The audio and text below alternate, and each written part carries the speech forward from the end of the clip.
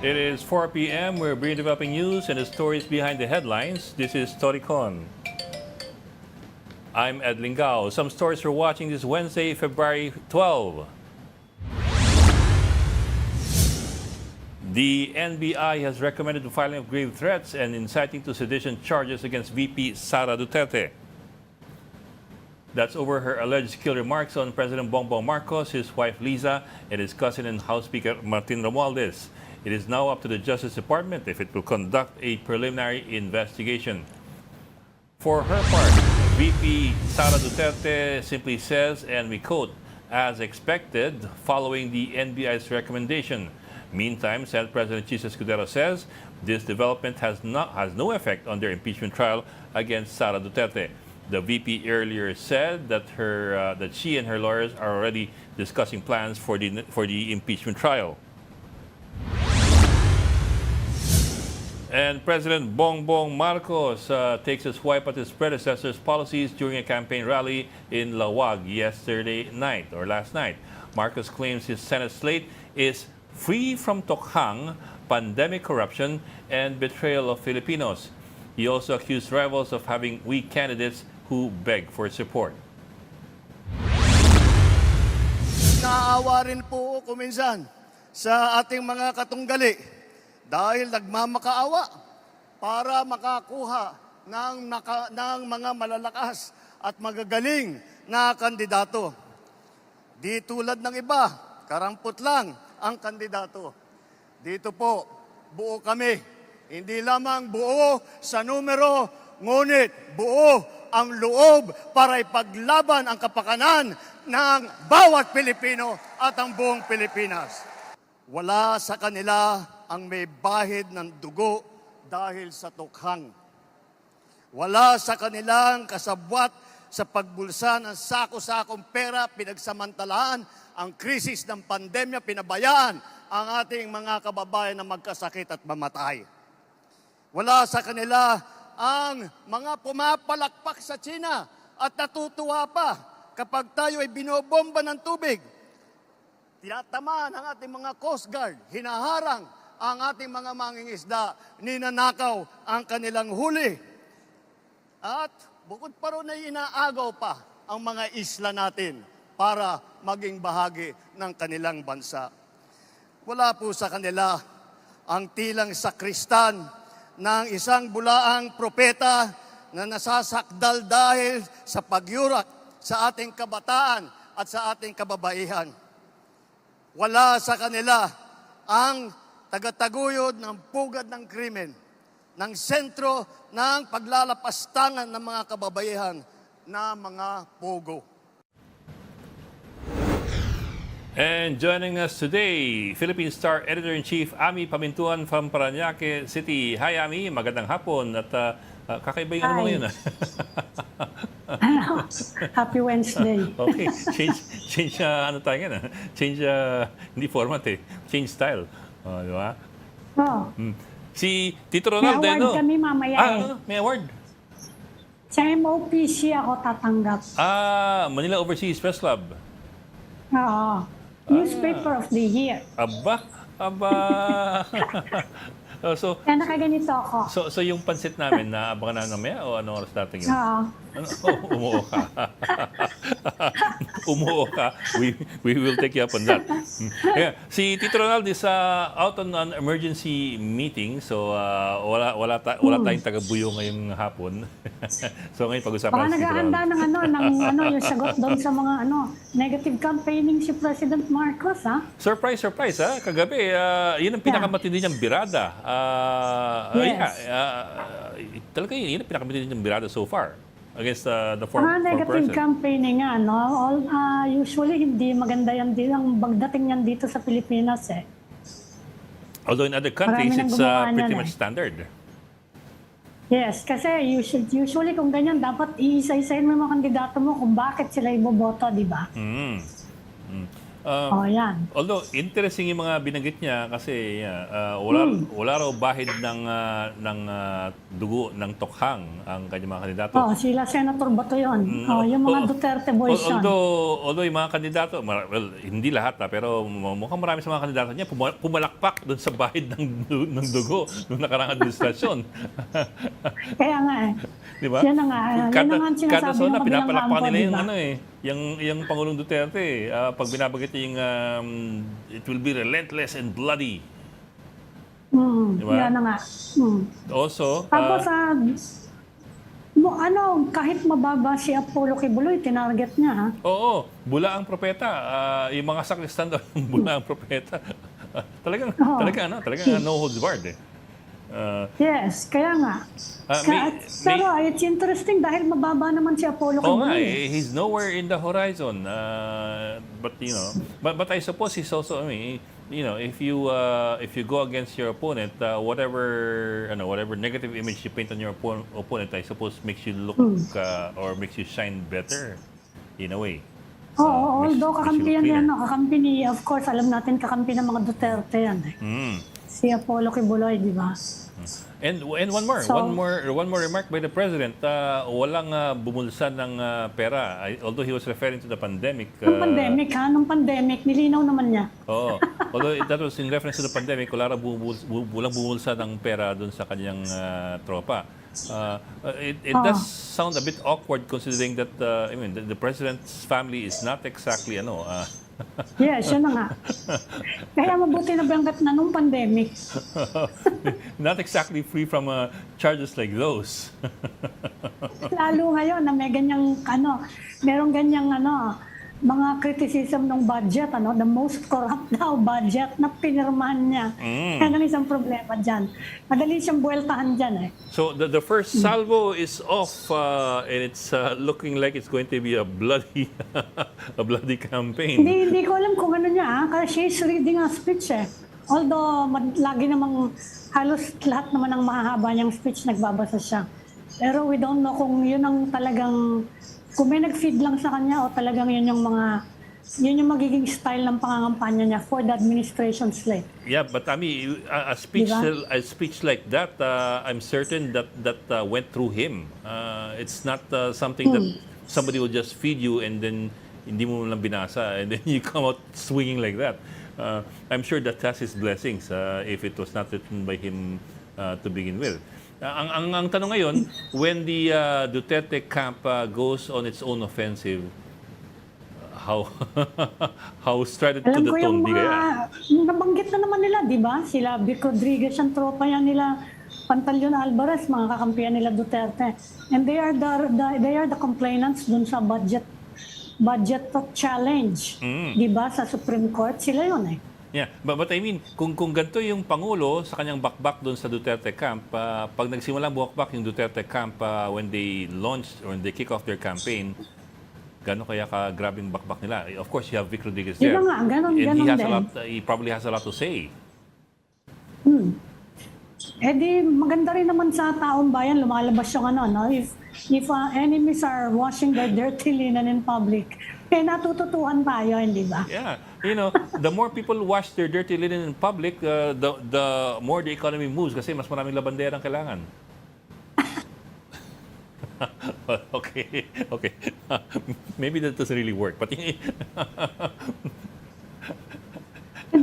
Hindi. Kaya nga titignan natin, ngayon pa lang meron naghahanda na yung kampo nila Sara Duterte dahil nga meron na siyang criminal complaint na quote-unquote nga as expected naman ng kampo niya. Siyempre, meron na rin mga hinahanda yan Total open season naman ngayong kampanya, you can say anything. Kahit hindi kampanya, you can say anything actually. Ang inabahan ko talaga, paano yung bawi ni dating Pangulong Duterte when they start their campaign? I'm sure that when the Duterte camp starts its campaign, nandun yung dating Pangulo. And I'm sure he's going to be given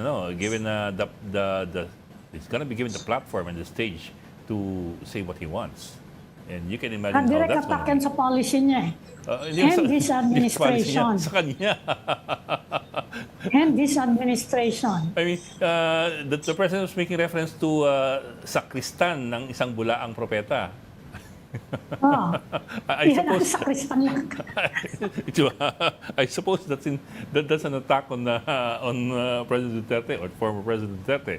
I think that's in reference to him. Kaya nga, ihintayin natin. Baka within the day meron tayong ano. Kasi ang sinagot ngayon nga nung kampo nila, ang napagtuunan ngayon yung criminal complaint ng NBI eh. Doon yung reaction nila ngayon eh. Yeah, and for that, mga kapatid, we will have later in the show ang NBI director natin, si Director Yes, Jimmy si Jimmy Santiago, Santiago, to talk about yung recommendation ng NBI. So, bubusisin po natin yan. Pero going back to yung kanina, Boka, yung kick-off ng Duterte camp, kailan ba yun? Kasi it was supposed to be today. Hapon. Ay, Duterte. Oh, Duterte. Hindi sila kasi si Bato, I think they are going out on their own eh. Si Bato, he will be pursuing his version of tokhang, which literally means katok lang naman, di ba? Tok, kahango. Meaning mag-house to house siya. Yun yung report from his camp today, na magtotokhang siya, pero baka sagot na rin yan dun sa sinabi ni President Marcos. Ito, Sige, magtotokhang din kami, pero kakatok lang kami. Pero Bok, sabi ng producer natin, sabi ng producer natin, bukas daw ang schedule ng Duterte camp for their own kickoff. Ng official. Yun. Siguro, kaya maghahanda sila ng statement ngayon. Alam mo naman si former President Duterte, magaling din niyang bumuelta, no? Kaya titingnan natin. At makulay siyang bumuelta. Makulay na bumuelta, Makulay na makulay. And he kind of gets the public pulse when he talks eh. Rightly or wrongly, he does. May sense of humor lagi. Oo. So, yun. Yung kay President Marcos, napaka-classic ng kanyang pag-deliver ng kampanya, campaign spiel niya, no? Ganon yung nung panahon ng tatay niya, ganon eh. Hindi ba? Anyway, Ewan ko ngayon, hindi ako nanonood masyado ng mga kampanya. Yung, nabanggit mo kanina, yung rekomendasyon ng NBI, that's for two things. Recommended to DOJ, the filing of charges of inciting to sedition is one. And the other one is grave threats. Grave threat. Under Article 282 ng Revised Penal Code. So, yun, may nahanap yung NBI na reason to file a complaint with the DOJ. Whether it moves forward, that's a different story altogether. Kasi, Bok, paliwanag natin siguro sa kababayan natin paano yung proseso niyan. So, mag-recommend ng NBI, anong sunod? Yung DOJ will put together a team of prosecutors, di ba? To determine... Preliminary investigation. Determine kung merong prima facie evidence. Prima facie. Although tinasa nila ngayon yung di ba? Prima facie evidence of ng certainty of conviction. Certainty of, conviction. Ibig po sabihin nun, may nakitang ebidensya yung NBI na maaring pagmulan ng kaso. Pag-aaralan ngayon ng DOJ yan, kung sapat ba yung ebidensyang yan para may chance na certainty of conviction pag hinabol sa korte. Kung meron man ang preliminary investigation na yan, saka magsasampa ng formal na reklamo o charges ang prosecutor, yung mga piskal, doon sa korte. That's how it... Yung nakikita mong video ngayon yan, Ed, hindi ba yan sapat na ebidensya? Well, tandaan di ba may si Atty. Jimmy Santiago. Yung inciting to sedition kasi medyo broad eh. So maraming pwedeng ipasok sa inciting to sedition. Interesting yung grave threats. Ito grave threat, Yung grave threats, Bok, remember yung argumento ni VP Sara na may condition naman yan. So it's not really a threat. Because it was conditional. Sagot din dyan si Jimmy Santiago, no? Talaga naman kapag threat, may kondisyon. Hindi po, I also looked up Article 282 sa Revised Penal Code. In fact, grave threats with condition is one of the kinds of grave threats. Yes. Kaya nga. Mas malaki pa ata yung penalty pag may kondisyon. Talagang hindi ba? Parang yun eh. Halimbawa, mag-hold up ka, bigyan mo sa akin cellphone mo, patayin kita. Hindi ba grave threat yun? Condition talaga.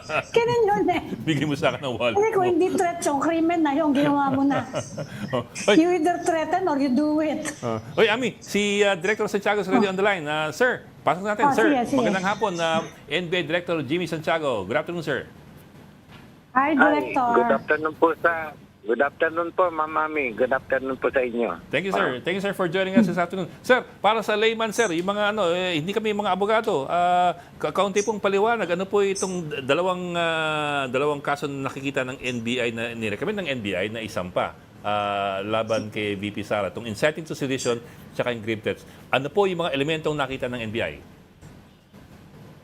Yung sa grave threats, ayun na nagkaroon ng Zoom meeting at doon nga sinabi ni VP Sara na ipapapatay si Presidente Bongbong, si First Lady at saka si Speaker.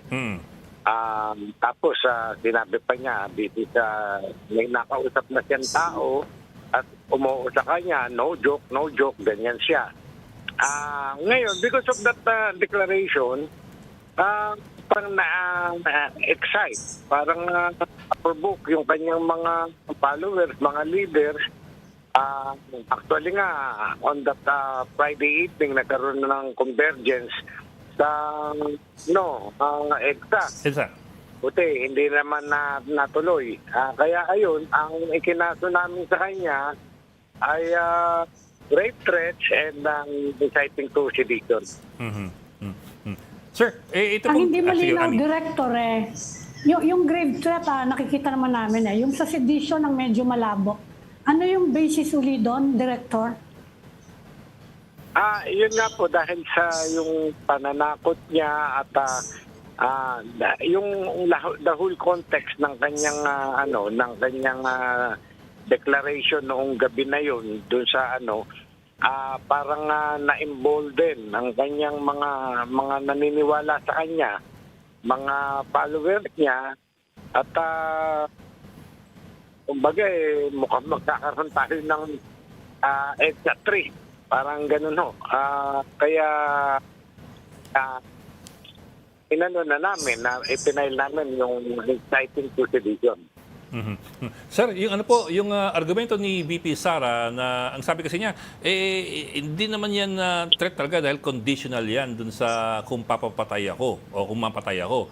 Yun po yung kanyang argumento. Kung balikan po natin yung Article 282, ano po yung sinasabi ng Article 282 doon sa may condition ba o hindi, yung isang grave threat? Alam nyo, ang isang element ng grave threat ay yung threat mo ay given with or without condition. Ganun po. Kaya may condition man o wala, ay sinabi mo na ipapapatay mo ang tao ay threat po yun, grave threat po yun. Yun sir, gaano kalaki ang... yung nga pala, yung grave threat sir, di ba, the penalty for grave threat is a level lower than what you threaten or than the crime that you threaten against somebody. Tama ho ba? So, kung papapatay po, paano po yun? Ganito po yan, di ba, papapatay, di murder, reclusion perpetua. Pagka yung condition na fulfill, 1 degree lower. Pag yung condition hindi na fulfill, 2 degrees lower. Di reclusion perpetua, 1 degree lower is reclusion temporal, tapos bababa ng prison mayor. Tapos, dahil sa committed yun through online, yung Zoom meeting, in relation yun sa cybercrime law. Pagka ang crime ay na-committed through cybercrime, through cyber, ay 1 degree higher na naman. So, balik. From prison mayor, babalik tayo sa prison temporal. Ganun po. So kung sakaling natuloy di reclusion perpetua, kung sakaling hindi natuloy, reclusion temporal. Ganun nga po. Director, hindi kami abogado Ano ba yung reclusion temporal? Ilang taon ba yun? Yun pong prison mayor ay, kung hindi ako nagkakamali, 6 months and 6 years ba? 1 day to 12 years. Prison na mayor yun. Yung prison ay yung temporal, 12 years and 1 day to 20 years. 12 to 20. Pwede po ba magpiyansa para sa grave threats or sa inciting Pwede po. to sedition? Pati Pwede sa po. sedition? Pareho. Pwede po. Pwede po. Pwede po. Oho. Available po pareho. Opo. Okay, okay. So, ano na po yung susunod ngayon? Pinadala nyo na sa Department of Justice. Ano na yung susunod na mangyayari ngayon dyan sa kaso na yan? Ayan po, pag-aaralan na po ngayon ng Department of Justice whether they will conduct preliminary investigation or not. Pagka nag-preliminary investigation, another pag-aaral whether isampa sa hukuman ng kaso or i-dismiss. At yung kaso pong isasampa, pwedeng yung dalawa, pwede naman yung isa. Isa lang na kaso, ganun po. Depende po sa pag-appreciate ng DOJ sa mga ebidensya na amin na ibinigay sa kanila. Sir, ano po yung mas mabigat na charge? Yung inciting to sedition o yung grave threats? Parang halos pareho lang na ano. Yung preliminary investigation, pwede bang makompel si Vice President Sara to disclose kung sino yung konontrata niya na i-assassinate si President Marcos, si First Lady, saka si Speaker? Pwede pong makumpel siya na umattend, pero yung magbigay siya ng information tungkol dyan sa bagay na yan, katulad namin, ay hindi po siya magpipili.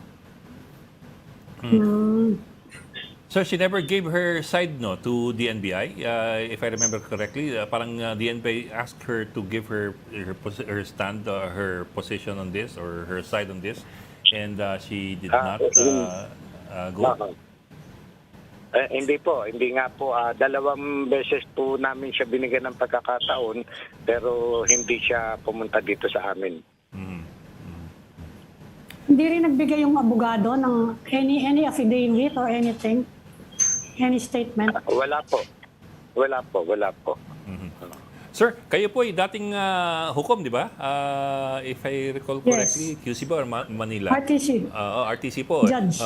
Pero sir, kayo ba sa inyong pananaw bilang dating hukom, ito ba ay merong tinatawag nilang certainty of conviction? Kasi di ba, this is the new bar set by the DOJ for moving forward dun sa preliminary investigation. Mukha bang mamimit niya yung standard na yun? Ay, kung ako po ang tatanungin nyo, yan pong kaso bago na isampayan ay pinag-aralan ng 5 abogado plus ako. Kaya yung palagay ko ay magpo-prosper. Kapag Vice President po ang kinasuhan ng ganyan, hindi naman immune yung Vice President from criminal prosecution eh. Pero ano po ang mangyayari kung sakasakaling ma-convict ang isang sitting Vice President? Ayan po ang isang tanong, hindi siya immune from suit, but then ang constitution natin ay sinasabi na she may be removed by impeachment. So, medyo masalimuot yung bagay na yun na we'll just cross the bridge when we get there. Ay, that's interesting, no? Pero sir, if you just follow the wordings on the surface, she may not be removed except through impeachment, but if she is found guilty, then she may be sentenced to a jail term while still in office. Tama ho ba? Yes, sir. At wala pa tayong wala pa akong jurisprudence na masusundan tungkol sa bagay na yan because this is the first time that a vice president was charged of such crime. Katanong din, Ed, kung makukulong, pwede ba siyang makulong kung hindi siya ma-impeach, pero ma-convict siya, pwede ba siyang ikulong kung ma-convict? Yun nga po. Pagka dumating na tayo dyan sa ganyang punto, tsaka pa lang natin makikita, malalaman kung ano mangyayari next. Naku, ang gulo nga pala, no? I forgot about that part. You can only be removed through impeachment. Although yun nga you can only be removed through impeachment, but that does not necessarily that does From not the necessarily position. preclude you being imprisoned while in Oo, office. from the position. Oo. Parang senador. You are being convicted as a person eh. Hindi naman dahil sa vice president ka, di ba? Mhm. Or parang senador, di ba? May ganun mga po, senador sir. na nakulong while pending yung kanilang kaso. Tapos senator pa Kasi rin bakit sila. yung mga senador nakukulong pag Oo nga. nakukonvict? Di ba, sir? Di ba? That happened. That has happened. May ganung president, although that was a pending case. Na, Oh. Kaya nga. Mga po. okay. Pwede ba ako magtanong na ibang topic? Sige po. Director, Opo, may yes, ma'am. raid kayo kahapon ha. Kakaiba yung raid nyo kahapon na nagmi-mix ng bigas. And sabi nyo, you are Opo. planning to file economic sabotage case. Medyo matindi yung parusa sa economic sabotage. Kumusta na yung investigasyon nyo noon? Yung sa bigas na yon? Yes, ma'am. Ang initial findings nga namin, investigation namin, ay yung bang, alam nyo, masakit na tanggapin, pero mas mahal ang ating bigas, yung local na bigas. Mas mura pa yung mag-import ng bigas. So, yung mga imported na bigas, iba-ibang variety, pinag-mix nila, tapos lalagyan ng pandan essence. Pati yung pandan essence, yung gawaan nila, nandun, nakuha namin eh. Tapos pag inamoy mo yung product nila, talagang amoy pandan, ang sarap. Nandun, may actual kaming nakita. Ganon, ipapass on nila as pandan rice sa magandang klaseng bigas dito sa atin at ipapasan na nila ng mahal. Ganon po. Apat ho na violation eh. Una, yung hinuhod nila yung mga bigas. Instead na ibenta agad, hinuhod nila, hindi nila nilalabas. Tapos, pinaghahalo-halo nga, adulteration. Tapos, ipapasa nila ng mahal, profiteering. Tapos, ilalabelan nila ng mali, unauthorized labeling. Lahat po yun ang suma total po nun ay economic sabotage. Nahuli ba yung yung may-ari ng warehouse saka yung retail, yung warehouse, yung may-ari ng bigas? Yun pong ang nahuli po namin ay yung manager, 2 caser at isang inventory supervisor. Ayon po doon sa nakita namin sa nakakabit sa pader nila, ang may-ari po ay certain Pineda ang apelido. Hindi siya nahuli. Ganun po. Hindi po lumutang, hindi po nagpapunta sa amin, hindi nagpadala ng abogado. Kaya we will just file charges against her. Pero nakakulong ba yung mga nahuli ninyo? O pwede rin magpiansa yung yes ganyang po. kaso? Kasi ang pagkaintindi ko, yung economic sabotage, medyo matindi yung kasong yun eh. Medyo po. Actually, katatapos pa lang ng inquest, pinadala pa lang namin sa inquest proceedings at hindi pa nagre-report sa akin kung ano na ang findings ng inquest prosecutor. Okay. Okay. Sir, sorry, balikan ko lang yung kaso kay VP Sara. I'm reading lang Article 142 ng Revised Penal Code, yung inciting to sedition. That is any person who should incite others to the accomplishment of what constitutes sedition by means of speeches, proclamations, writings, emblems, cartoons, banners, etc., etc., Ayun po. which tend to disturb or obstruct any lawful officer in executing the functions of his office. So actually, medyo broad yung inciting to sedition eh. So I suppose maraming pwedeng pumasok doon. Yun nga po. Yung pagtatreten niya through speeches, tapos dahil doon sa speeches niya na yun, ay yung tinakot niyang mga tao hindi maka-perform mabuti ng kanyang duties and responsibility. At nag-create pa nga ng parang nag-i-incite ng mga tao na come out and ganun po. Okay. Okay. Okay. Sige, Ami, okay na tayo kay Director Santiago? Okay na. Okay, Ah. sir. Ay, huli lang, sir. May napag-usapan mo ba kayong timetable as far as yung recommendation ninyo at yung preliminary investigation ng DOJ is concerned dito sa kaso ito? Nasa ano na po, nasa DOJ na po ang bola. Bahala na po sila mag-weigh ng aming isinampang kaso. Opo. Mhm. Okay, maraming salamat po si Okay. NBI Director Attorney Jaime Santiago. Thank you, sir, for joining us this Thank afternoon. you, Director. Salamat po sa inyo at sa mga nakikinig sa atin. Salamat po. Thank you, sir. Iba rin ang bigat ni Director Santiago kasi dating hukom ng RTC eh. So, Yes. I suppose nagtatry din siya ng mga ganitong klaseng kaso dati, except hindi Vice President. Okay. Siyempre, alam naman niya yung batas niya, no? Oh yeah, Kaya nag-RTC ka eh. Okay. Ami, we'll just go into a break. We will come back. You're watching Storycon on One News.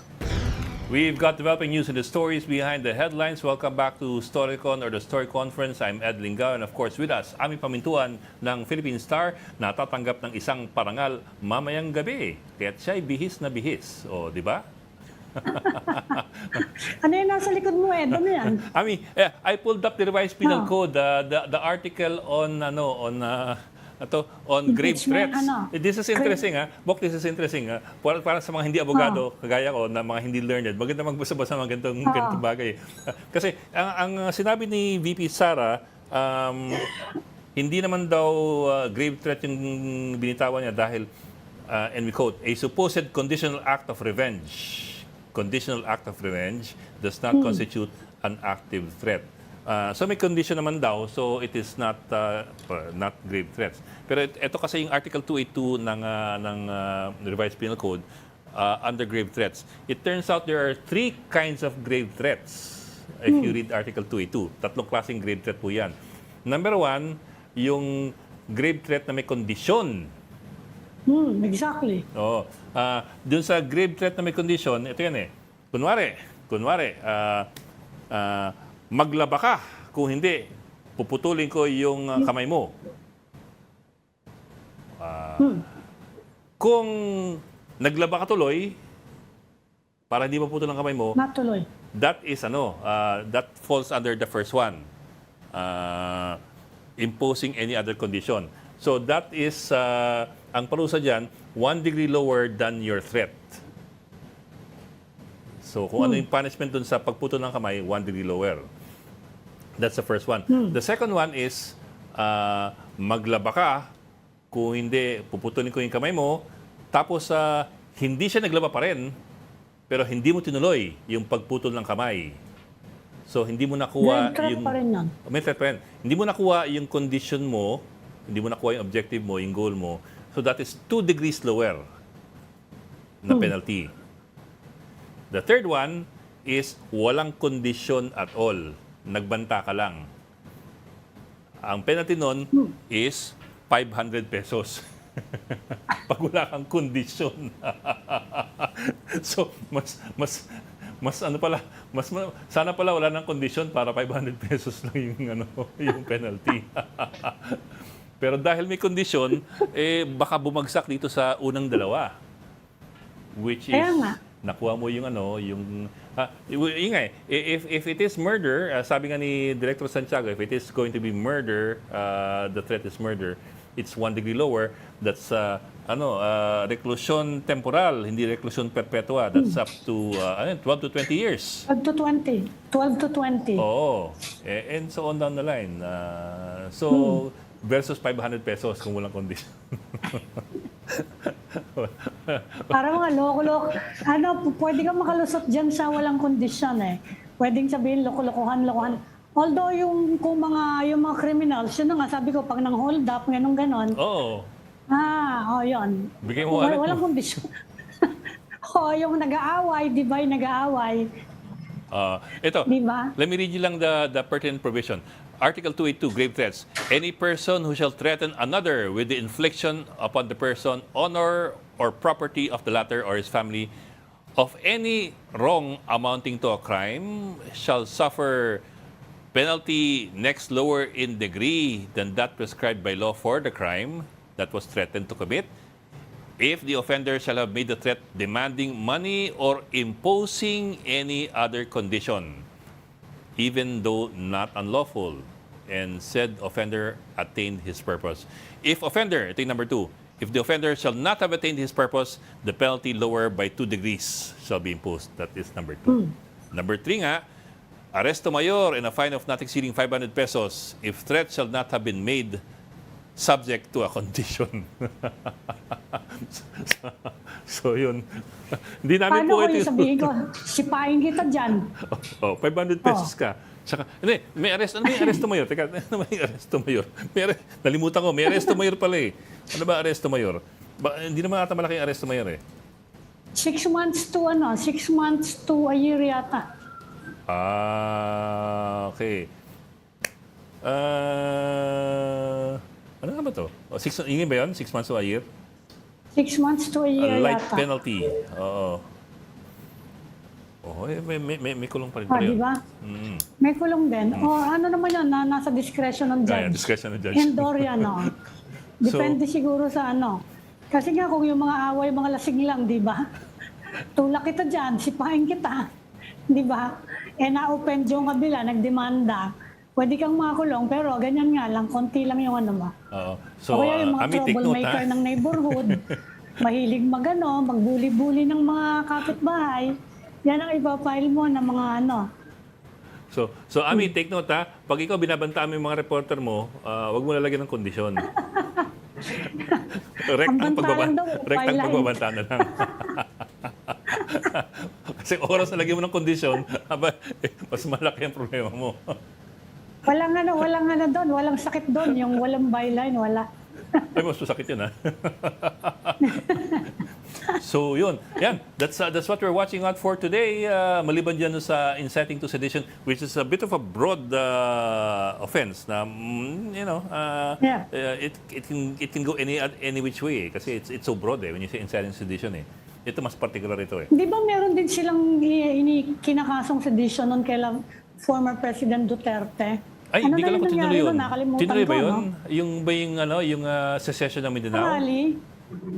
Di ba yung mga rally at the start of last year? Oh, January. Merong mga rally. Doon nag-umpisa yung mga gulo-gulo na yan eh, Yung di ba? kanyang January 7, 2024 na bira. At nagbanta pa siya ng secession ng Mindanao. Yun di ba? Pero mukhang dito Yun ang hindi ko nasundan yung kaso yun kasi natabunan na ng kung ano-ano. But I mean, I think they dropped it already kasi medyo umata si Duterte. Medyo nagano siya. Kumambyo. Medyo nagpreno siya eh.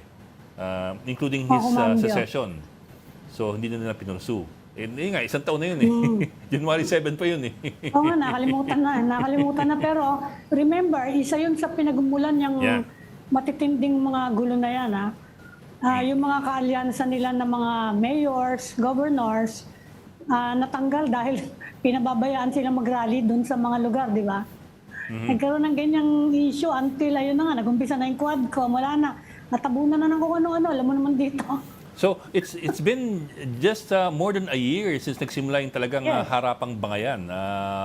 Yung harapan, no? Oo, yung January 7, 2024, yan yung rally kung saan sinabi ni dati Pangulong Duterte na bangag si Pangulong Marcos. Yes.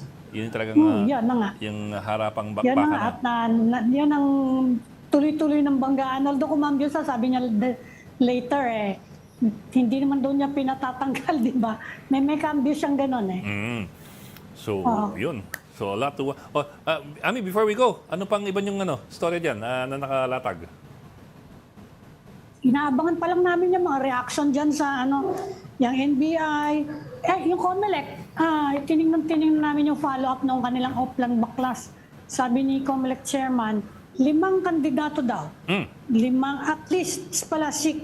at least 6 senatorial candidates are consistently violating yung rules on the posting of campaign materials. Pero hindi pinangalanan eh. Siguro nangungulit pa kami kung sino yung pwede. Tapos siyempre merong magba-Valentine kasi,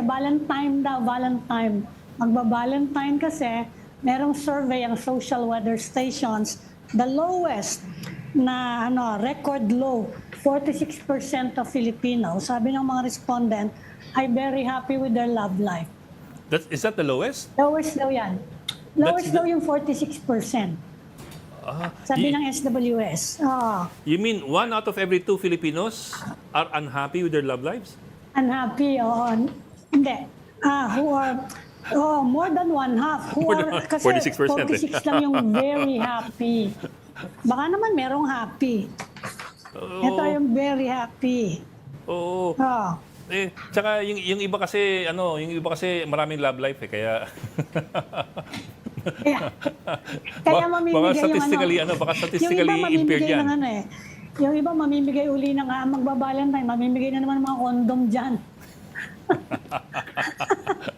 Okay. Tapos, inuulit ng PNP Anti-Cybercrime Group na dumadami love scam at dahil sa artificial intelligence, mas lumalala. Hindi lang PNP, pati yung mga cybercrime groups, mga civic groups involved in it. Dumadami daw ngayon, kaya mag-iingat kayo dahil sa artificial intelligence, lalong dumadali. Yung pag-scam ng mga...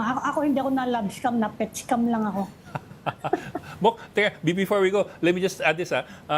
Merong AI yung Meta, may chatbot ang Meta Yes. that you can try. Meta, Facebook, I think sa Messenger siya. Sinubukan ko Love scam. Hindi naman love scam. AI ng Meta. I just tried it out. Nagtanong ako ng question about the Constitution. About the Philippine Constitution. Nagbigay sa akin ng isang completely made-up constitutional provision. Nag-invento siya ng isang constitutional provision. I've never seen this provision. Is this true? So I double-checked. It does not exist. The AI made it up entirely and presented it with much confidence. Baka depende dun sa pagtanong mo. Baka nandun sa pag-question mo. I was asking, I think I asked, is the Bicameral Conference Committee in the Philippine Constitution? Nag-invento siya ng article. Baka nahaka ng Congress. Ikaw talaga, malisuso ka talaga. Anyway, AI would be good if you know what you have to watch out for and what safeguards that you have to be mindful of. So just be very, very careful with AI. Napakaraming hindi marunong niyang mga ganyan eh. Be very, very careful lang. Ako, low-tech ako eh. Madali ako maloloko, na love scam nga na pet scam nga ako. Love scam, habi mo love scam. Viber lang yun. Viber lang yun, di yun AI. Okay, maraming salamat sa iyo, Ami Pamintuan. The Wednesday is done. We're past the midpoint of the week, so palapit na yung ating happy weekend. Thank you very much. Ami Pamintuan, Editor-in-Chief ng Philippine Star, natatanggap mamaya ng isang parangal mula sa Manila Overseas Press Club. So, join us again tomorrow at 4 p.m. for the Storycon. I'm Ed Lingao. We are One News, all sides, all the time. This is the Story Conference Group or the Storycon Group.